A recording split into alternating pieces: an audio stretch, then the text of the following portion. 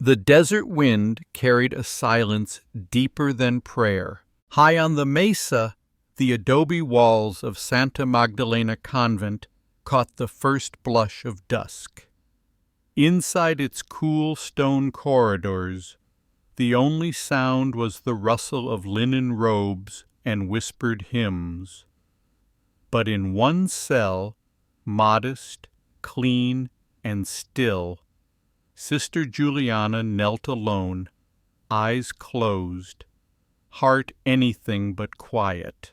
She had not been born with that name. Years ago, before the veil, before the chapel, before silence, she had been Clara Devlin, and she had been in love. That love had a name too, Matthew Reyes, half Mexican, all fire, a ranch hand with rough hands and an honest heart. They had grown up riding fence lines, sneaking peaches, daring each other to jump from barn rafters. But when her father was shot in a border dispute, Clara's world fell apart. The church had taken her in, and in the hollow left by grief, she traded her name for quiet, her laughter for vows, her heart for the cross. She never saw Matthew again. Until now. It started with a letter, left at the mission door, folded tight, no return mark. She recognized the handwriting before she even broke the seal. Clara.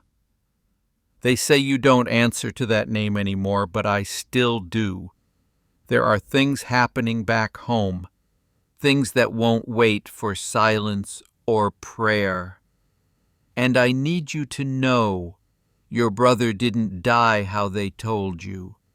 If you want the truth, come to Arroyo Ridge. And if you want to see me again, I'll be there. She folded the letter with shaking hands. Beneath her habit, her heart beat fast, not with fear, but with something older, hotter. Hope. She hadn't spoken her real name in 7 years, but that night, as she stood beneath the olive tree behind the convent, her fingers brushing the edge of her veil, she whispered it to the dark. Clara. And somewhere far beyond the hills, where dust and fire danced, a man who never stopped loving her lit a lantern and waited. The next morning, Clara stood at the convent gates. No veil, no habit, just a plain traveling cloak and boots she hadn't worn since she was 17. Her rosary still hung at her waist, but not as a sign of fear, as a reminder of the promises she had made and the one she was about to break. The road to Arroyo Ridge was long and dry, but Clara didn't feel the miles. Every step pulled her closer to a part of herself she had buried beneath years of prayer. She passed cottonwoods, familiar rocks, the old wash where she and Matthew once raced horses till dusk. Ghosts of laughter stirred in the wind. When she finally saw the ridgeline on the horizon, her heart tightened. She wasn't ready, but she came anyway. The town had changed. Bigger now, louder. A railway cut through where cattle once grazed. But the people, they still stared the same way. Some looked twice at her cloak, some whispered her old name. Others crossed the street. She kept walking, straight toward the livery stable at the edge of town, where she knew Matthew would be. And he was. Older, taller, dust in his hair, saddlebag at his feet, hands calloused from too many winters. But when he turned and saw her, the world stopped. His breath hitched. He didn't smile, not right away. Just whispered, "Clara." Her lips trembled. "You wrote. I didn't know if you'd come. I didn't know if I could." He stepped forward slowly, searching her eyes like a man finding shore after years at sea. "You're really here." She nodded. Tell me what happened to my brother." Matthew's jaw tightened. He looked away toward the old church bell in the distance. He didn't die in a border fight. He died protecting something he wasn't supposed to know. And the man who gave the order is wearing a badge now. Clara's fingers closed around her rosary, not from prayer, from determination. Behind her the wind stirred again. Not the wind of prayer, the wind of reckoning. Clara sat across from Matthew at the old table in Rosie's saloon, a place she once swore she'd never enter. Now, her fingers wrapped around a cup of bitter coffee, while truth peeled away everything she thought she knew. Matthew spoke low, steady. "Your brother Elijah, he wasn't caught in any border scuffle." Clara's knuckles tightened around the cup. "Then what happened?" Matthew looked down at the table, his jaw locked. He found out the sheriff was running rifles south, selling to men who'd burn this whole valley for silver. Elijah went to speak with the reverend, and they found him 2 days later. Shot once in the back, no bullet, no witnesses. Clara blinked slowly. The reverend didn't say anything. He said Elijah left town, that he was disillusioned and wanted to start over. Clara's voice dropped. I believed him. Matthew leaned forward. We all wanted to believe something, because the truth meant we'd have to do something. She looked at him. And now? He held her gaze. Now I'm ready. That night, Clara couldn't sleep. She walked the edge of town, past the old church, past the empty cemetery gate. She remembered Elijah as a boy, how he protected her from bulls and bullies, how he carried her through rain when her shoes broke. She whispered a prayer for him, not the kind taught in quiet halls, but the kind born from grief and fury. The next morning she stood in front of the sheriff's office, Matthew beside her, both unarmed. Sheriff Braddock stepped out, tall, polished, with a silver star that shone like a lie. He looked her over once, then smiled. Well, I'll be Sister Juliana. She didn't smile. It's Clara Devlin, and I'm not here to confess. I'm here to ask what really happened to my brother. Braddock's eyes darkened. Careful, girl. Some graves are best left quiet. Matthew spoke. And some men are better left without a badge. The silence that followed was the kind that makes dust stop moving. Braddock stepped down, slow and cold. You two think you're gonna fix this town with stories? Clara didn't blink. No, but I will uncover the truth, and I will say his name until this town remembers who he was. Braddock tipped his hat, lips tight. Then you've made yourself an enemy. She nodded. Oh, be it. They walked away, hand in hand, not in love, not yet. In alliance, in fire, in purpose, and somewhere between the chapel she left and the truth she chased, Clara found herself. Not as a nun, but as a woman who once loved fiercely and was about to love again. 3 days passed, 3 long, whisper-filled days. The town of Arroyo Ridge shifted like a snake in the dust, watchful, still, and ready to strike. Clara and Matthew spent those days moving quiet through town, asking questions, not to strangers, but to the old ones, the silent ones, the ones who had seen too much and lived long enough to fear the price of telling the truth. And it was there, in the shadows of porches and behind cracked shutters, that a name began to surface. Reverend Halloran. Clara had once trusted him more than her own breath. He'd guided her when her father died, comforted her when Elijah was lost, welcomed her into the convent like a daughter of God. Now he wouldn't look her in the eye, so she went to him, not in habit, not as Sister Juliana, but as Clara Devlin, the woman who had come for truth. She found him in the rectory, writing sermons no one heard any more. He looked up slowly, pale and thinner than she remembered. "Clara," he said with a tremble, "you shouldn't have come back." "You lied to me," she said. He lowered his pen. "I protected you. That man, your brother, he was going to start something we couldn't finish. He would have brought war to this town." She stepped forward. "And for that, you let him die?" Halloran's eyes watered. "I let God judge him, not me." Her voice turned to steel. "Then I'll let God judge you, but I'll bring the truth to everyone else." She left before his hands stopped shaking. That night, Matthew found her at the edge of the canyon, sitting with knees drawn to her chest, the stars cold above. He didn't ask what happened, just sat beside her. After a while, she said, "The people meant to save us were the first to betray us." He looked at her, quiet. "And still you came back." She turned to him. "And so did you."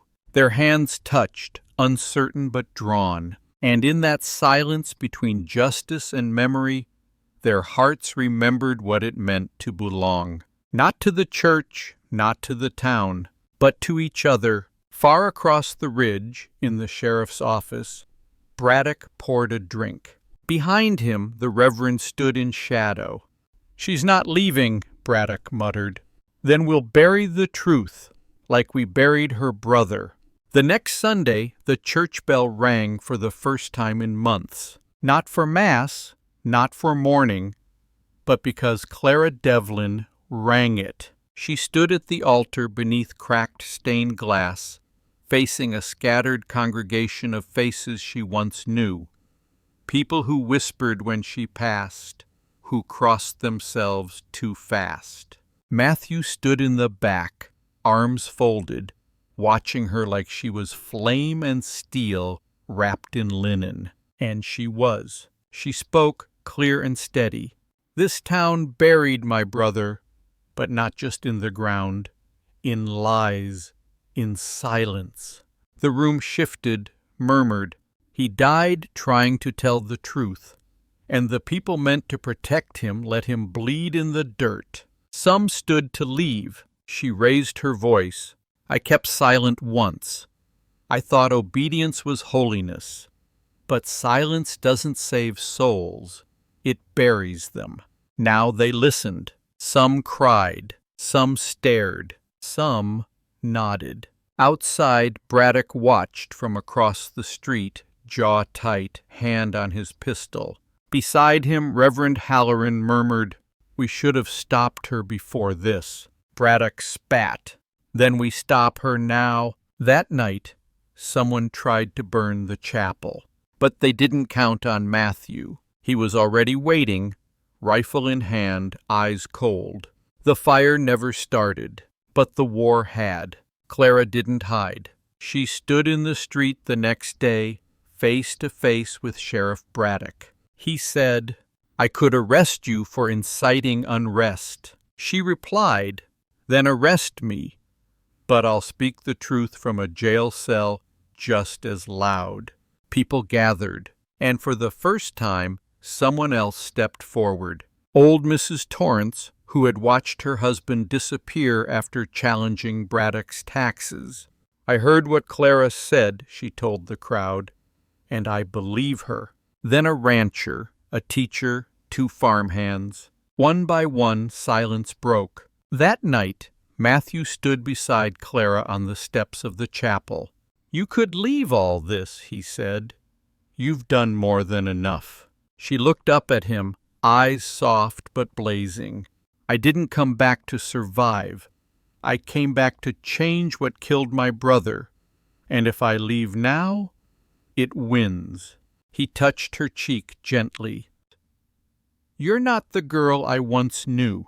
"No," she whispered, "but I still love the boy you were." And he kissed her then, not like a man claiming something, but like one finally letting go of the pain he carried too long. And she kissed him back, not as a nun, but as a woman reborn. The morning after the kiss, the town held its breath. Clara walked through Arroyo Ridge with her shoulders square, her chin high, no longer hiding behind linen or memory, no longer afraid of what people thought, because now people looked at her differently. They didn't whisper, they watched, some with respect, some with fear, and others with vengeance in their eyes. Sheriff Braddock hadn't been seen since the night the chapel nearly burned, but Clara knew he hadn't run. Men like him don't run.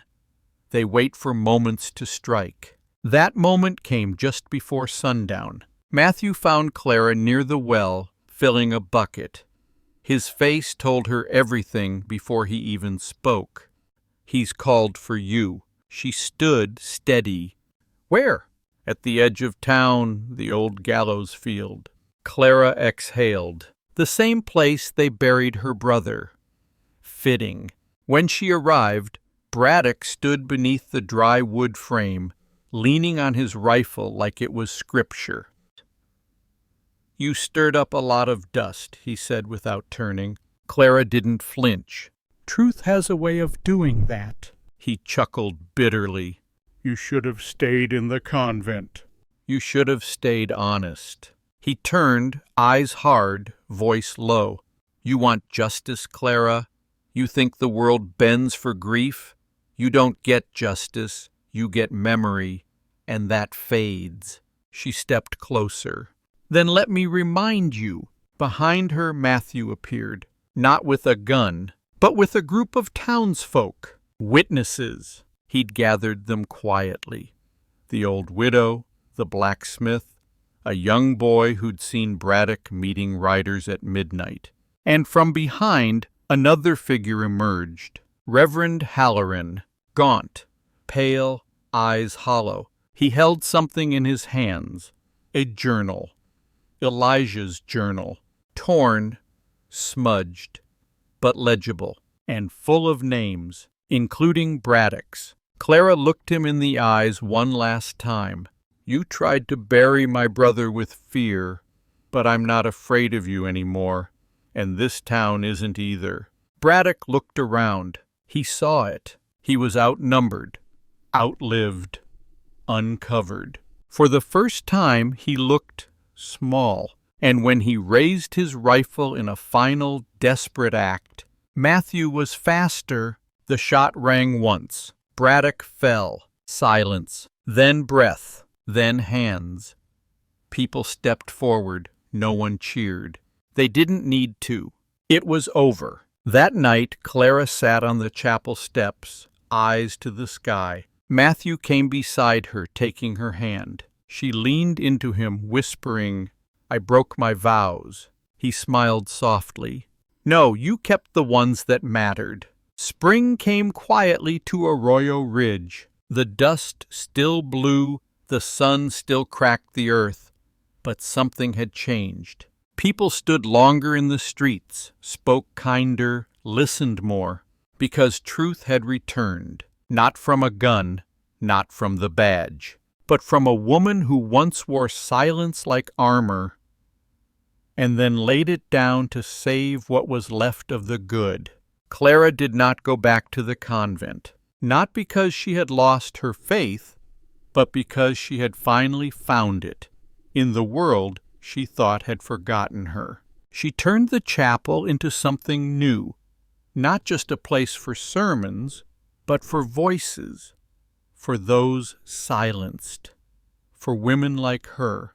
And people came, not to kneel, but to speak. Matthew stayed beside her, not as her protector, not as her salvation, but as her partner, her equal. They rebuilt Elijah's cabin on the ridge, planted flowers, a garden. And when the first bloom opened in the morning sun, Clara whispered, "He would have loved this." Matthew wrapped an arm around her. "So do I." The town no longer called her Sister Juliana. Now they said her name with respect, Clara Devlin, the woman who returned not to be forgiven, but to remind the town what it had once promised to be. And on the day she married Matthew, beneath wildflowers and open sky, with laughter in the distance and peace in her chest, she wore white, but not as a symbol of obedience, as a symbol of beginning, chosen freely, fully, and with love. They never took his collar away. No committee, no punishment, no scandal, just the truth. And the truth was loud enough to strip any man of the weight he once called righteousness. Reverend Halloran still lived in Arroyo Ridge after it all came to light. The chapel bells no longer rang for his sermons. No one lined up to confess. He didn't try to reclaim the pulpit, but every morning he sat in the back pew, facing the altar where he'd once told people to stay quiet, to obey, to trust men who wore silver stars and carried the Bible in one hand and a revolver in the other. He thought about Elijah Devlin most mornings, the boy who brought questions, who refused to look away, who died for daring to say what others were too scared to whisper. And he thought about Clara, the girl who'd become Sister Juliana, then a ghost, and then, miraculously, a fire that refused to die. One day, Clara came to the chapel, not to pray, but to sit. She sat next to Halloran in the quiet, hands folded in her lap. He didn't look at her when he spoke. "You should hate me." Her voice was calm. "I did, but not anymore." He swallowed. "I kept the truth hidden to protect the church, to protect you." "No," she said gently. "You kept it to protect the men who needed darkness, and I needed light." He nodded slowly. It was not forgiveness, not really, but it was something softer, maybe redemption. Clara invited him to help with her new mission, a home for women with nowhere else to go. Runaways, widows, girls cast out for asking questions no man wanted to answer. Halloran didn't preach there, but he listened. He wrote. He cleaned floors. He opened doors. And sometimes he cried behind them. When he died years later, Clara held a quiet service for him. No robes, no crosses, just stories of a man who failed when it mattered most, but chose at last to do the only thing that mattered more: tell the truth. Even if it was too late to save one life, it helped save many after. His gravestone was simple.